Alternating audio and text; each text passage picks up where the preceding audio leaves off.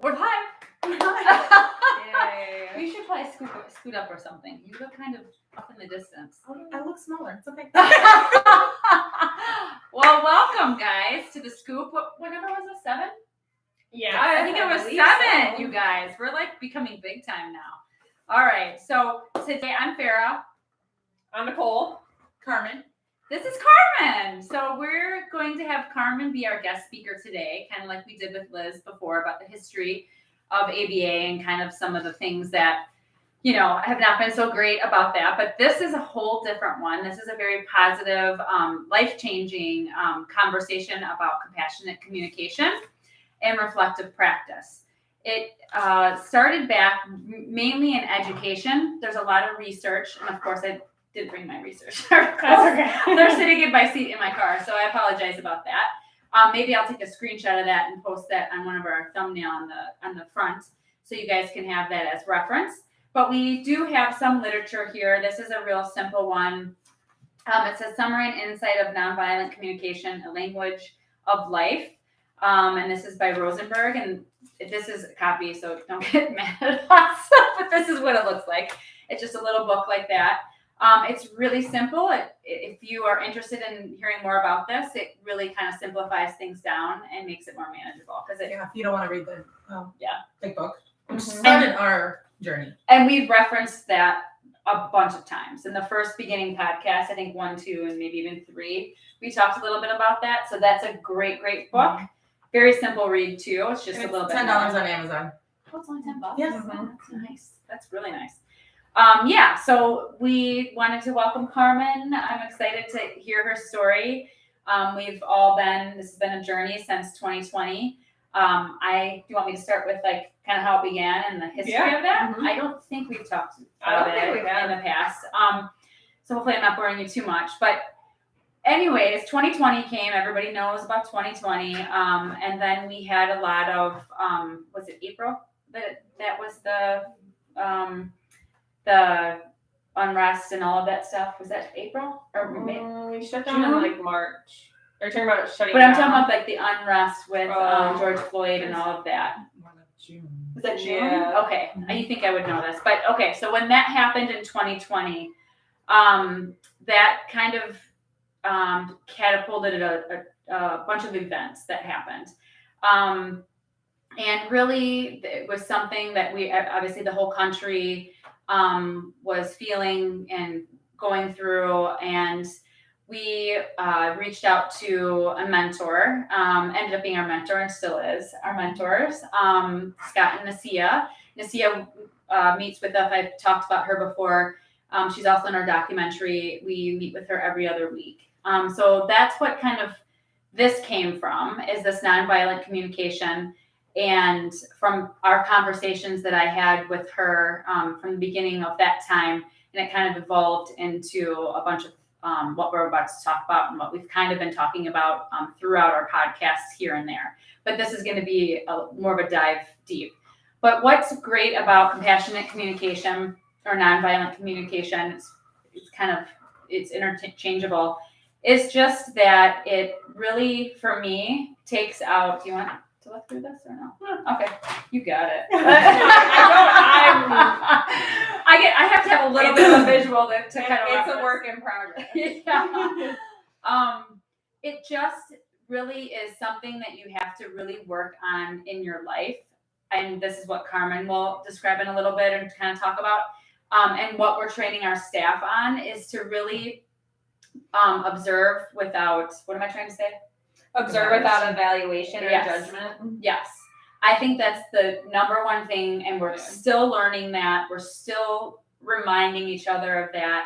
And that goes for my personal life, with my kids, with work.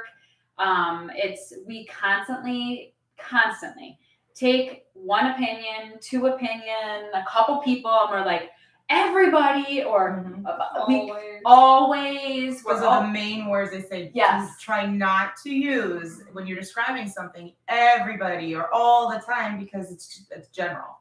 And we still do it. And we have to remind each other, like, okay, was it one person that said that, or was it 2, or was it?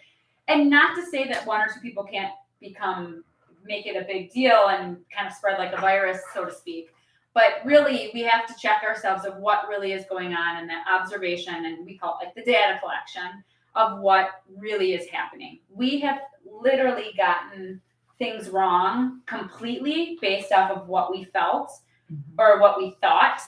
I can think of a very specific one with Liz that we were sitting there. I can't remember exactly what it was about. I think it was emergency leave.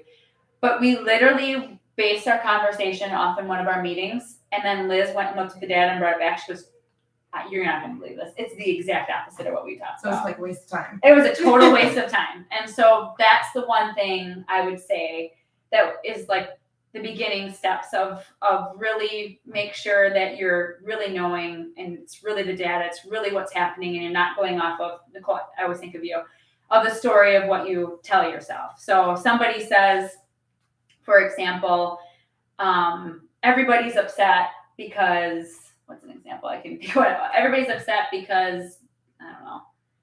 You change the PTO policy. You change the PTO policy, right? And then you're like, oh my gosh, and then you start telling yourself a story. Mm-hmm. So was it this? We said this, we did this, and then you have this whole thing that you go down, and it was one person or two people, and you're not going to make everybody happy. And not to say that you can't evaluate or bring it back, look at the data, look at what we need to do or not do, but start there, right? Mm-hmm. So, but anyway, back to the 2020 with all of those very difficult conversations. This was a really therapeutic piece for me. I know it was for you, and that's what Carmen will go into, is to get through and have those really difficult conversations that we have had over and over and over again, with all of the tough injustice conversations, or this isn't fair, or this is happening, how do we direct this, or you're black, I'm white, what do we do because you don't understand me? I mean, I would have never said something like that before, before 2020. We just have these raw, straightforward conversations, and it's okay to not get it right, but just having these straightforward conversations. So anyway, that's where that came from, is some of these conversations that nobody wants to have that we just dive kind of into. You want to add anything with that particular stuff? That's kind of the history of where we started with Nasia and bringing this up, because she was an educator and they did this in their curriculum, and how it came back up in 2020, and now 2021, 22, 23, and how far we've come within that. Do you think you add with that? No, I mean, I think that's where it all began, and each one of us has a different kind of learning history on that, and how we've also used it within our personal lives, because I think in order to live this model, you have to connect it to something that is personal to you. You have to have that buy-in, I guess. I think each one of us did that in different ways. I still do. So I think so personally, when the book was introduced, Farrah came in with a bunch of copies, and they're like, I want all the supervisors to read this, and my first thought was oh God, serious? Here we go. But I started reading it, and I actually wrote down, it's page 102. It's page 102 that really hit me, and this was after you go through the 4 components: observation, feelings, needs, requests, and you get to receiving empathy. And so you've gone through 7 chapters, and I get to this one part, and I am a tougher mom. I grew up very, with discipline, and I raised my kids with discipline. So when I got to that section and was talking about a mom that constantly yelled at our kids, I literally felt like somebody just hit me in my stomach, and I had this gut, nasty feeling about myself, about how I talked to my kids. And that's what really hit me. And like you said, that connection. And if you think about it, we all grew up, I'm bilingual, so it doesn't matter what language you grow up or what country, you grow up with this mindset of you have to do this, or, there's certain things that, and it's not. And this book really makes you look at the way you not only empathetically listen to other people, but also how you treat yourself. I think that's a big one too. Just a quote from Marshall, one of my favorite quotes is, NVC is used to connect with other people and ourselves that allows compassionate giving. not out of duty or obligation, not out of fear or punishment, or hope for a reward, not out of guilt or shame, but for what I consider part of our nature. It is our nature to enjoy giving to one another. So that's like a favorite quote that I like from Rosenberg, and that it really ties it back to not only the way you treat others, but yourself too. I think my biggest take was the way I see my actions based on other people's words. I think that's the biggest one. Personally, how it helped me, my marriage, definitely learned how to communicate better. We were married almost 18 years, and there was such a lack of communication. It was yelling at each other, you haven't done this, you didn't do that, and that's where it helped me connect. Now we can discuss. I don't react to his words, and he tries not to, and he hasn't read the book, but I'm trying to teach him. So that's the great part. But like you said, this isn't something that you just grab a book, read it, and be like, oh, I've read the book, I'm good. It's not. It's so not. 3 years later, and I still find myself with my son. I mean, that's one that I have to constantly think about how to react. I have to stop myself because I automatically it's something like it clicks. And I forget NVC, and I'm like, ah! But it takes a lot, and it's a constant. Let's see. I wanted to give just a little bit more definition of the 4 components. So the first one's that observation without evaluation or judging. Really looking at what is happening, and I tie that back to ABA. Mm-hmm. I mean, it's all based on what you're observing. You're not putting your feelings or your biases of how. A good example of it, before I started working here, as I mentioned, I was that strict mom. So when I'd walk into Walmart, my kids were not going to misbehave because they knew better. But if I'd see somebody like, oh, bad kid, or oh, they're not doing good parenting. Once you start learning, really even ABA, but more into the NVC, you stop judging. Now you have a different mindset. You're like, I don't know what that's happening with that kid. I don't know what that parent's going through. Such a good example. So it makes you really change the way you look outward and inward. The second part is identifying feelings. And I think this is where a lot of people, based on how we grew up, we don't really differentiate feelings versus thought. Another good example is, oh, I feel like I didn't get a fair deal. That's always brought up with NVC. It's really not a feeling. It's a thought, differentiating that. Because again, growing up, you're not really taught to figure out your feelings, to really express them either. So is that the story? Yeah, it's part of the story that you kind of tell yourself. It plays into feelings and needs, those 2 components together. So something happened in your past life, and then you create all these other these thoughts about it, and that trickles into your present, right? And can affect your future. But if you go look back at that defining moment and just look at it observationally, you'll realize that all the story is not there anymore, essentially. Yeah, it's really crazy when you really do that, because you really do make this whole thing up, and I'm like, is that really what's happening? Well, and it could be even the smallest little thing. I mean, think about it. I personally, I hate cooking, and you say, I have to go home and cook. Well, it's something that from the past you've just learned how to do that. But if you stop and you kind of break it down, well, why are you going home to cook? Because I want to take care of my kids. I want to do this for them. So you're bringing the I want to and finding why you actually started doing something in the first place, and remembering those values instead of being like, I have to do this. I need to do this. I gotta remember that. Or I should. Should. That's a word I'm trying to get out of my vocabulary. The third part is identifying your needs. Figuring out what those needs are and being able to express them, And then the 4th component is your requesting what would make you feel good, but you can't make it a demand, or you can't feel negative. It has to be a realistic request, not a demand, not And if the answer is no, you kind of have to accept that too. Not So interesting. Because I'm like, oh yeah, I forgot about that part. There's so many things. I read the book and I'm going through it again now, and they're like, oh, I forgot about this. Oh yeah, about that. So there's always something that you're learning. 100%, for sure. That's why I think that beginning step is so important, because we still constantly have to remind each other, like, well, what really happened? Like, let's really look at it. Let's really, you know what I mean? Instead of this is how I feel, this is how you feel, this is what, So I think that's, really important. We're doing some of these mentor groups too, which was, we'll get into reflective practice.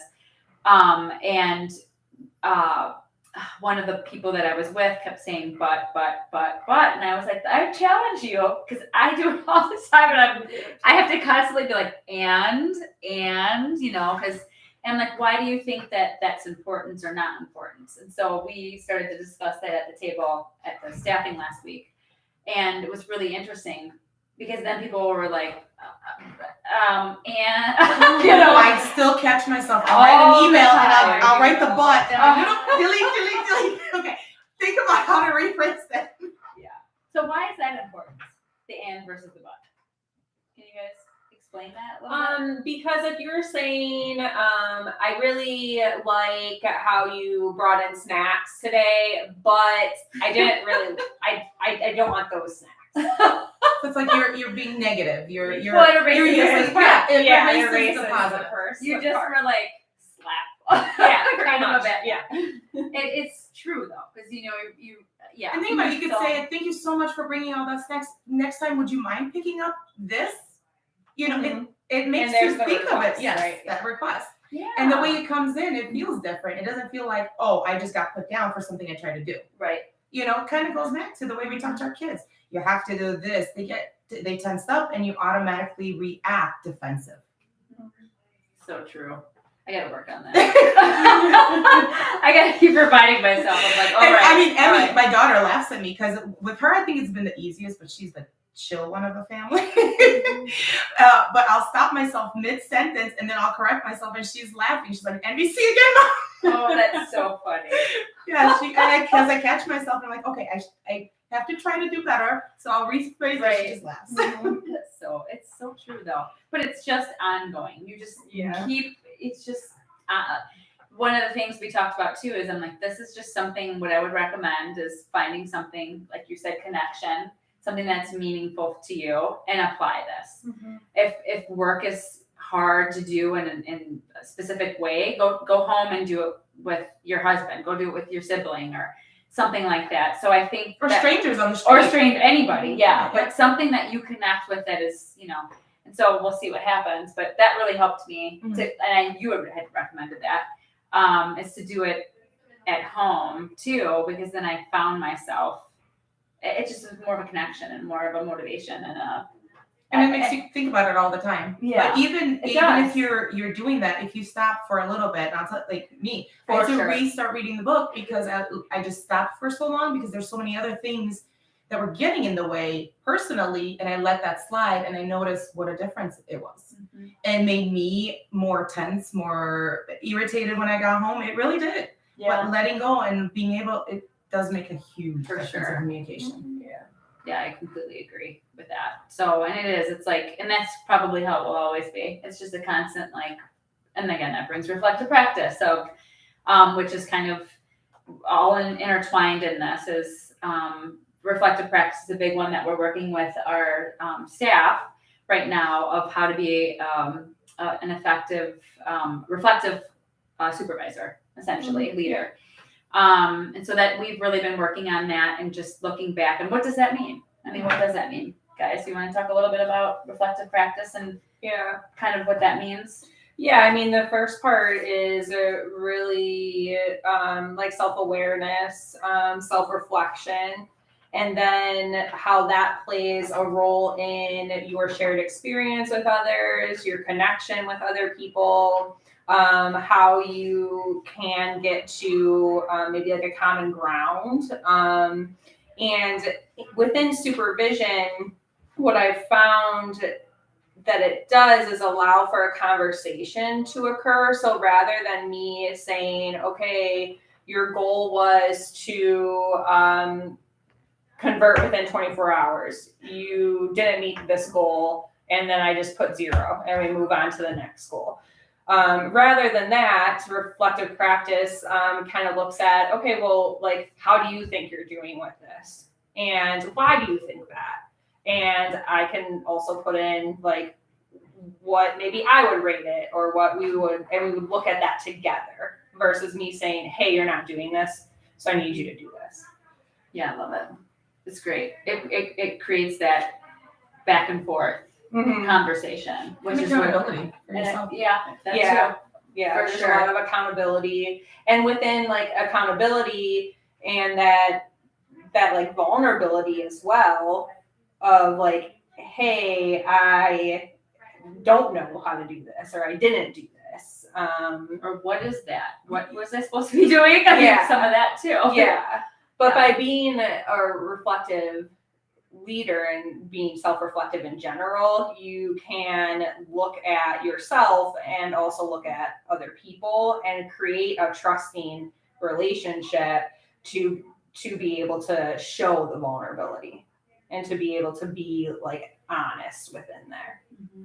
And what did you find in the last week or so of doing that reflection on, the goals and things like that? What did you find that were they hard on themselves, or were they, there was probably about 5 people that rated themselves lower, like at least another score down than I would have, and they were harder on themselves. But it opened up that door once again for us to be like, well, why did you score yourself that way? And like, why do you think that? And it also caused them to kind of self-reflect on like, well, did I do this or did I not do this? And kind of like look back on that. And we were able to kind of come to the same score at the end of it after we like both did that reflection piece. Love it. That's great. Yeah. So, I mean, that's how we are moving forward to start this kind of back and forth conversation and moving together more frequently. A lot of places, including us in the past, we would do every 6 months or every year. And then that was based off of really the last month or two or whatever, right? I mean, you pick something out, maybe. I was really bad at that. So like we would look at goals like right before like the goal meeting. So if you're working on goals for 6 months and then like here's our meeting in December, I would look at them in like November and like, oh shoot, what is that? Right. But if we're both accountable for those goals, and we're both self-reflecting on like what that means, then it kind of forces you to like continuously like work on it. Well, and we're meeting constantly here and there, so why not continue that conversation and have it be part of just a natural, relationship as we move forward? Because then the hope would be that there would be more of a back and forth and the good thing is when somebody says, oh, I'm really excited to meet with you on Tuesday at this time because I have all the stuff to go over. That your relationship is, it's building steam and it's the back and forth because they're reaching out to you and they're, you know what I mean? So I think that's really good. That's what we really liked about the way of doing this. And I think moving forward, we just want to continue that. It's something that is just, again, more of a natural conversation going back and forth. That's one of the reasons why we are introducing more and more mentors, and we learn every day about that too, of like, what is a mentor? What can a mentor be? I mean, we just learned something. I mean, I think we were all silent on Tuesday or Monday. Was it Monday? Monday. Yeah, I've never been asked to reflect on like what is a mentor. And who could be? Yeah, it took me a second. And the difference between supervisor versus mentor too, which is what we did on Tuesday morning and kind of looked at that. It was interesting. It was. I mean, it's not something you always think we were all silent. It made me really think. And on Tuesday, it helped me because realistically, I mean, you and Marie were my mentors because that's who I went to and I still do. So It's that was so very interesting. interesting. Yeah. Yeah, so what we're talking about is we met on Monday, and the mentors, what kind of the conversation from Nasia, she's, she's personally my mentor, of the conference that she went to, and she had learned like a mentor could be anybody, and we're always think of it as somebody that has a higher, I don't know, I think she said credential, but like it could be somebody that just it's really just more information or different information. So it doesn't have to be like a clinical Yes. leader. It could be the secretary. It could be the janitor. It could be anyone that knows the insides of the company. It's still considered a mentor. Yeah. And we never looked at it that way. Which was cool because then Tuesday we had our group breakout. Nicole had set that up, and again in my group was another person that I had explained kind of what we had talked about on Monday, and I was thinking like to everybody, I think I had 4 in my group, including me. And one of them was like, well, actually, the person I'm learning a lot right now, yes, they're clinical, but that's not why. It's an area of it's an administrative task that I know nothing or very little about, and I really she's kind of been my mentor. And so we kind of started a conversation, and then the other 2 in the conversation started talking about who their mentors were or have become. And so it was really interesting because I would have not started facilitated that in that way if we wouldn't have had the Monday conversation. Yeah. So that really changed my way of thinking. And then as I look back, I'm like, duh, because I've learned so much from the mentors, that are techs, that I've only been in the field for 8 months, and I've learned a ton from them, so it makes sense, right? I mean, yes, they're so clinical, but I've been in the field for how long? And you're learning from them. And I'm still their learning. tech. Yeah. In my group, it was interesting because Sam was a tech when we did have originally the mentors. So she said she's so happy that we brought it back. And then there was, for all these questions, it was funny because the rest of the team were like, I wish we had one of the mentors in our group. And like another, I wish we had one of the mentors in our group because they wanted to get their perspective of it, Yeah, it has been really fun. It's one of the things I look forward to every week because I know it's just going to be more information that I don't know or that I just don't have that access to like they do, so it's really interesting. But that's all reflective too, because we were all sitting there in our groups, and then we've had 3 meetings really about it in the last week, Wednesday, Monday, and Tuesday, and there's just been so much reflection because you're thinking back, like, oh, that's so true. Why didn't I look at it like that? Why didn't I think about it like that? So yeah, I think reflection is one of the best ways to learn because, and also it is very humbling and you really have to kind of tear down your walls and go, it's okay. You're not wrong to look back and say, what went well too. That's the thing I constantly want to say too, is like, don't forget about what went well. There's lots of things that are going well that if we change or shift or shape, we're going to lose what's going well. So make sure that we're looking at things about yourself or others or whatever, as we're moving forward, that we keep. It's bringing that empathy too, because you have to look at the good, not just the bad. Sometimes we dwell on the negative so much that we forget to highlight the good. Yeah.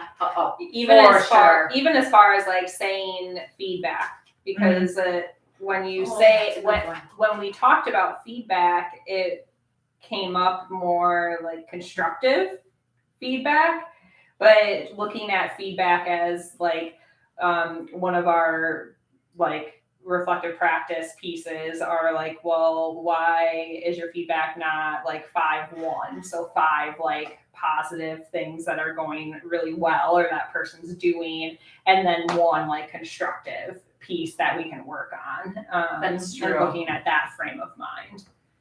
A lot of comments on that, actually. Yeah. When we were in the group last week, I was like, what do you guys think about this part? And even one of our goal meetings I can think of, that person was like, oh, I don't even know if I try, but like you get so wrapped up in, I hate to say fixing, but that's what you do. You get wrapped up in like, what am I going to change? What am I going to fix? What am I going to blah, blah, blah, blah. So and that to me, that brings me back to be present, be in the now, enjoy what's happening now. And I'm the worst for that because I'm always thinking about what has to be done in every aspect. And that's how I have been reflecting a lot lately is with my kids. Because they're like, Mom, like, you're not even here. You're thinking about this, this, and that. And you're doing this, and you're running here, and you're doing this. And I'm like, yeah. And that stuff's always going to be there. Why am I doing this to myself? You know, I mean, that doesn't go away. And even when you think of clinically, when you're in work, yeah, you're going to always have stuff to do. Like, just enjoy the moment. Be with the kid or the adult or the person or the meeting or whatever, and just enjoy it and let that stuff go. Because that doesn't change it. It's still going to be there. You know, so that's one thing that I'm really working on for myself is just to be present. I don't know where that is in all of this. I can't remember. It is, right? But that's something that I think has really helped me too, is just to stop, look around, and like enjoy. Because again, and I've been doing that with reflection, you know. Yeah, ties back with your feelings and your needs. There you go. See, Carmen, I'm learning right now again. So anyway, I don't know. Do you guys have anything else to add with that, or we're like, so how long did we go? See, where's the? I do have a great resource. So one of the sites that really is awesome. It's called NVCacademy.com. Oh. And what's really great if you sign up, you can sign up for free. You just create a thing, and they also have a study or a course that you could do in 30 days, and it's available for a whole year that you could access it. So you can take the whole year if you want, but it's called a 30-day course to learn NVC. And there's videos, there's readings. So it's really neat. So anybody that wants to join, they do have other options where you could buy, like you can pay a membership for the year to their library and stuff like that, but they constantly have free courses, free all kinds of stuff. So definitely Thank you for sharing that. That's great. Yeah. Is that what you've been sharing too? Mm-hmm. Yeah. And a lot of the things that I get from there, they have great like little printouts and all kind of stuff So that's what Carmen's been doing in our newsletters, is sharing each week. We have a weekly newsletter, and she shares some of that information. And I have to say, like we pulled data on that, and I think, what was the data that people are reading the newsletters? Oh gosh, I don't remember. I don't know, but it was high. Like It was higher than we expected. It's going up. So when we first started that newsletter, I mean, I think we used to get like 10 people to click on it. Yeah. And now it's quite a lot. It was high. Yeah. I would be lying if I had the exact number. But we were all like, what? Oh, we'll take it. Yeah. So, I mean, I think a part of all of that is just looking at what people want, what they're looking for. And I think that's a big piece is people look, I mean, it's just a great newsletter, to be honest with you. Got a little biased. Yeah. But that's in there. And so I think that's really cool. And I just am excited to keep growing and learning and keep, telling each other, remember that, and just, again, looking back to the basics, I think is always going to be what we're going to want to do and what we would recommend. And so if you want anything else, let us know. If you want more information, I'm sure we'll be continually talking about this. Thanks, Carmen, for joining us. That was fun. You did great. It was great. So thanks, guys. We'll see you later. Bye.